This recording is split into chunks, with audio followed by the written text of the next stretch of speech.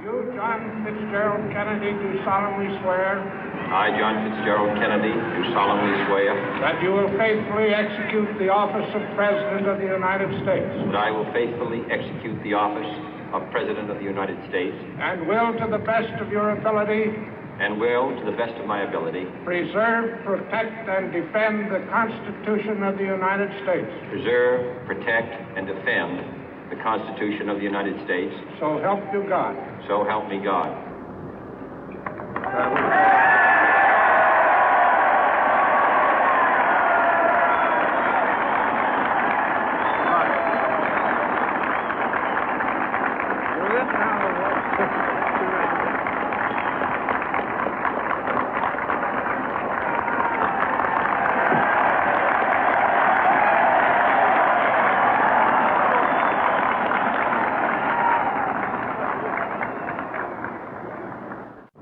Vice President Johnson, Mr. Speaker, Mr. Chief Justice, President Eisenhower, Vice President Nixon, President Truman, Reverend clergy, fellow citizens. We observe today not a victory of party, but a celebration of freedom, symbolizing an end as well as a beginning, signifying renewal as well as change. For I have sworn before you and Almighty God the same solemn oath our forebears prescribed nearly a century and 3/4 ago. The world is very different now, for man holds in his mortal hands the power to abolish all forms of human poverty and all forms of human life. And yet the same revolutionary beliefs for which our forebears fought are still at issue around the globe. The belief that the rights of man come not from the generosity of the state, but from the hand of God. We dare not forget today that we are the heirs of that first revolution. Let the word go forth from this time and place to friend and foe alike that the torch has been passed to a new generation of Americans born in this century, tempered by war, disciplined by a hard and bitter peace, proud of our ancient heritage, and unwilling to witness or permit the slow undoing of those human rights to which this nation has always been committed and to which we are committed today at home and around the world.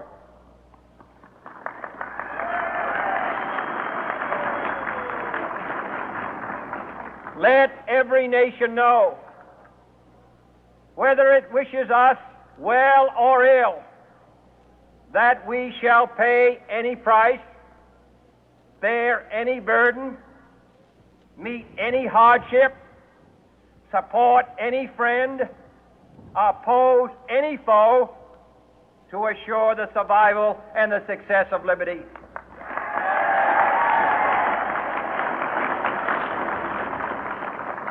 This much we pledge and more. To those old allies whose cultural and spiritual origins we share, we pledge the loyalty of faithful friends. United, there is little we cannot do in a host of cooperative ventures. Divided, there is little we can do, for we dare not meet a powerful challenge at odds and split asunder. To those new states whom we welcome to the ranks of the free, we pledge our word that one form of colonial control shall not have passed away, merely to be replaced by a far more iron tyranny.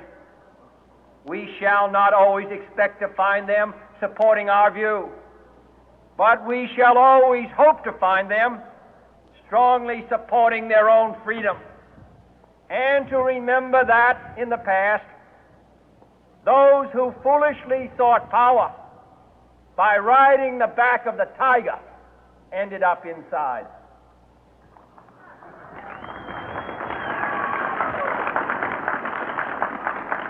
To those people in the huts and villages of half the globe struggling to break the bonds of mass misery, we pledge our best efforts to help them help themselves for whatever period is required, not because the communists may be doing it, not because we seek their votes, but because it is right. If a free society cannot help the many who are poor, it cannot save the few who are rich.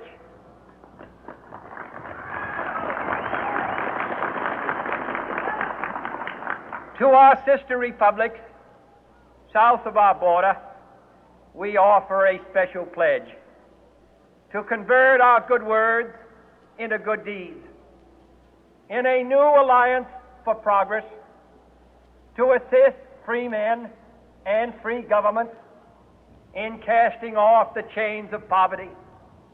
But this peaceful revolution of hope cannot become the prey of hostile powers.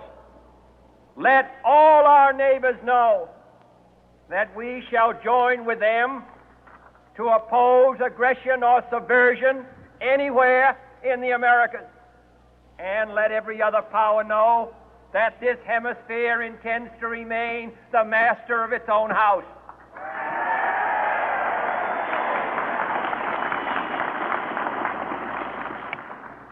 To that World Assembly of Sovereign States, the United Nations, our last best hope, in an age where the instruments of war have far outpaced the instruments of peace, we renew our pledge of support to prevent it from becoming merely a forum for invective, to strengthen its shield of the new and the weak, and to enlarge the area in which its writ may run.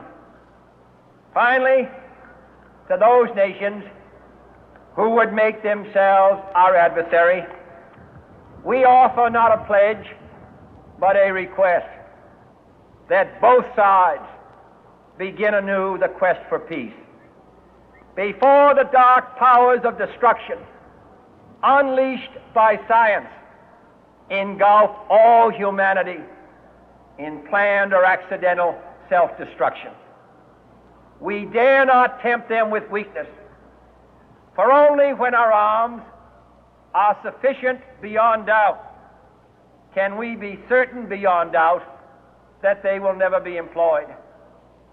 But neither can two great and powerful groups of nations take comfort from our present course, both sides overburdened by the cost of modern weapons, both rightly alarmed by the steady spread of the deadly atom, yet both racing to alter that uncertain balance of terror that stays the hand of mankind's final war.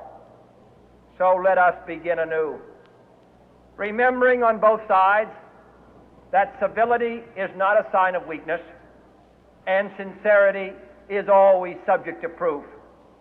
Let us never negotiate out of fear, but let us never fear to negotiate.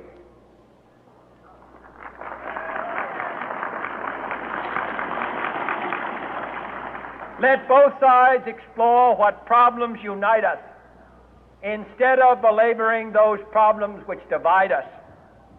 Let both sides, for the first time, formulate serious and precise proposals for the inspection and control of arms, and bring the absolute power to destroy other nations under the absolute control of all nations.